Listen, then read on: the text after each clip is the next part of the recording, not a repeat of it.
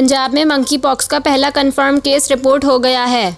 Monkey pox disease warning centre को data मौसूल हो गया है, जिसने अपने डैशबोर्ड पर मरीज की तफसीलात जारी कर दी हैं।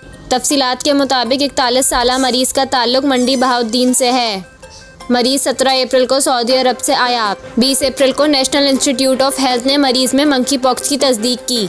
नेशनल इंस्टीट्यूट ऑफ हेल्थ का कहना है कि मरीज को आइसोलेट कर दिया गया है। निगरान वजीर सेहत पंजाब डॉक्टर जावेद अकरम ने बताया कि अब तक 2 दर्जन से जायद मंकी पॉक्स के मुश्तबा केसेस रिपोर्ट हो चुके हैं। मंकी पॉक्स सऊदी अरब से आने वाले मुसाफिरों में रिपोर्ट हो रहा है। डॉक्टर जावेद अकरम के मुताबिक डॉक्टर्स और पैरामेडिक्स मंकी पॉक्स से आगाह नहीं, इन्हें ट्रेनिंग दे रहे हैं। रेस्क्यू एहलकारों की भी ट्रेनिंग कर रहे हैं। मंकी पॉक्स के मरीजों को रेस्क्यू की मदद से अस्पताल पहुंचाया जाएगा।